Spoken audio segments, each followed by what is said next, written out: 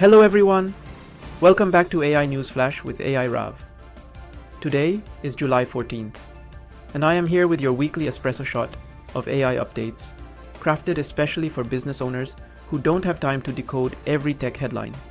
This week, a major pricing backlash, some powerful new tools, and the start of a very real AI browser war. Let's get into it.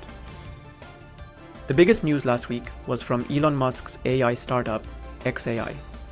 They launched Grok 4, and it didn't just knock, it kicked the door wide open. This next-gen model is not only the smartest one out there, but it comes in two flavors, IT. The regular Grok 4 is powerful, but the heavy mode is where things get wild. In this mode, multiple agents work together. They collaborate. They double-check each other's reasoning. They even disagree before landing on the best answer. Cursor had a rug pull moment last week. Cursor is a coding tool that blends your IDE with AI, used heavily by startups and dev teams to speed up software development. On July 4th, subscribers woke up to find their unlimited pro plans weren't so unlimited anymore. Users burned through monthly quotas within days. Developers were furious on X. The company admitted they missed the mark and is now issuing refunds, but the damage already done. For business owners, especially in software, this is a wake-up call. When AI tools power your team's workflow, you need to pressure test both features and token pricing early, because when the tool fails, the productivity loss is yours to eat. Last week, Perplexity launched Comet, an AI-powered web browser now available to users on its 200-month max plan and a limited waitlist. It features Perplexity's AI search engine by default, designed to summarize results instead of listing links. Comet also includes a new tool called Comet Assistant, which can help with small tasks like summarizing emails, managing tabs, or navigating pages. For business owners, this means a more efficient browsing experience. Not revolutionary, but useful if your workday is browser-heavy. Comet isn't replacing Chrome yet, but it's a step toward more assistive internet tools. OpenAI isn't slowing down or staying behind either. They're reportedly launching a brand new AI-powered web browser as well. Yes, like Google Chrome, but smart. The kind that doesn't just show you pages, it reads, understands, and summarizes them for you. Probably similar to Comet. And that's not all. This week or next, OpenAI is expected to release its first open-source model in years. It's said to rival some of the best small models out there, with real reasoning skills. OpenAI also hired 4 top engineers last week. Not just any engineers. These folks built xAI's supercomputer, led Tesla's software division, and researched AI at Meta. And in the final news about OpenAI, some users are spotting a new mode inside ChatGPT called Study Together. It's not just a tutor, it tests you. It pushes you to work out problems, reflect, and learn by doing, rather than handing you the answer. And the name suggests multiplayer sessions.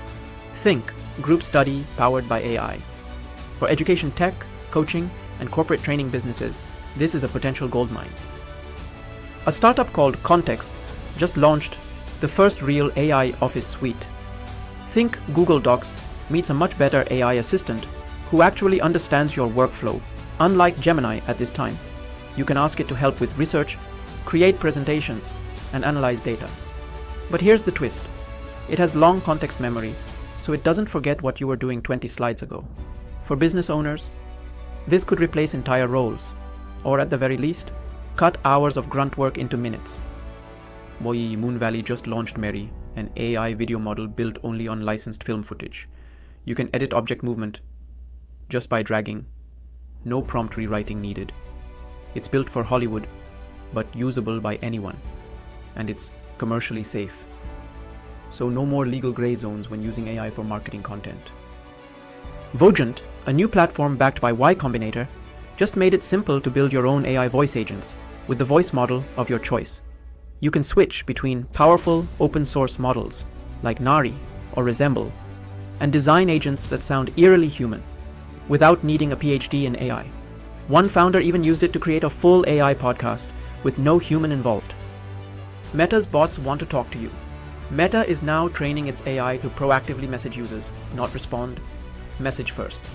This is part of Project Omni, a stealth effort to increase engagement across Instagram, WhatsApp, and Messenger. So yes, you may soon get a DM from an AI that knows your habits. And Meta isn't stopping there.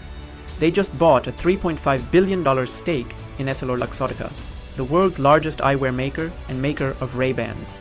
The move tightens an already close partnership and makes it clear that Meta's going all in on AI devices. TikTok is said to be building a completely separate app for US users, likely ahead of a forced sale to American investors. The new version is expected in app stores by September 5th, which means if you advertise or build content on TikTok, everything from rules to reach might change soon. Amazon Web Services is launching an AI agent marketplace next week. Startups will be able to sell pre-trained agents directly to AWS customers, with Anthropic as a launch partner. It's like the App Store, but for AI agents. If you're building or buying AI tools, this might be where the action's headed. The NVIDIA just became the world's most valuable company, at $4 trillion. That's equal to the GDP of Japan, or half the internet on a sugar rush. And despite recent competition from China, investors are still all in on AI chips. That's it for this week. We covered tools, battles, betrayals, and yes, multi-agent Grok squads. If you want to stay ahead, follow Human Rav, hit that like button, and tap the bell so you don't miss the next update. Stay sharp. Use AI with purpose. And I'll see you next week.